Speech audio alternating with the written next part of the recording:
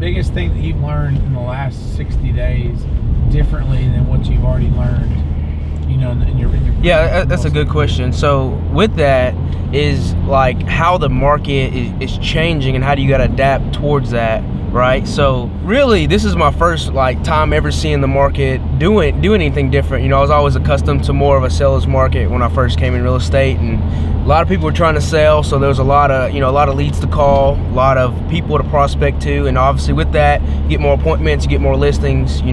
It's a numbers game. So with the market we're experiencing right now, low inventory, it's really crazy. So there's a lot of buyers looking, just not a lot of houses for sale. So when you have less leads to call on, that really puts a huge emphasis on how good you're following up, right? So the agents that are following up correctly are getting the business, but the ones that are not are going to go bone dry. And the only reason I can truly say that is because I really try to stress my follow-up, but with it being low inventory and me seeing the changes, I really have to 10x that. Just seeing the results from it now that I'm really honed in on it, because not too many people to prospect. Obviously, we're getting more appointments due to that. And typically when that happens, you have a higher chance of actually getting the listing because not many people are actually following up. Dude, Jake nailed it on the head. The point of emphasis is follow-up. And, I think about talking to people that have a lot of knowledge, but most people don't have the knowledge on, if I said, hey, follow up with this person, what am I going to say? What am I going to deliver to them, right? Half the battle is getting people to follow up, as Jake said, but the other half is knowing what to say, right? And that only comes with experience. When you follow up with people, man, you have to have a reason. There's got to be a specific reason.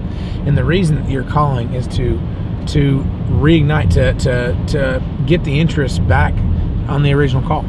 So the first call, you have to get them excited. You have to sound different than every single other person, right? You have to have a value add proposition about you, your company, or your product. So you have to sound different. So you have to have, you need to have every time a value add punch that's like, hey, look, we've sold XYZ, or this is our unique sales proposition.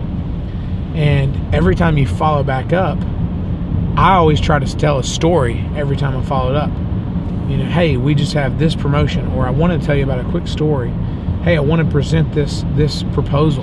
And I always try to tell a story, but I always try to re-engage back to the original conversation. Because it's doing two things. It's one, it's giving me a reason to call, but it's two, it's telling these people that I'm engaged and I remember who they are, which makes them feel important. So you always got to stay engaged. You always have to take good notes. You always have to make sure that you're following up. And dude, I don't care what type of business in. If you're really good at follow-up, you're going to supersede and exceed everyone else. I don't care what type of business in. If your follow-up game is tight, your bank account's going to be fat. And that's a fact.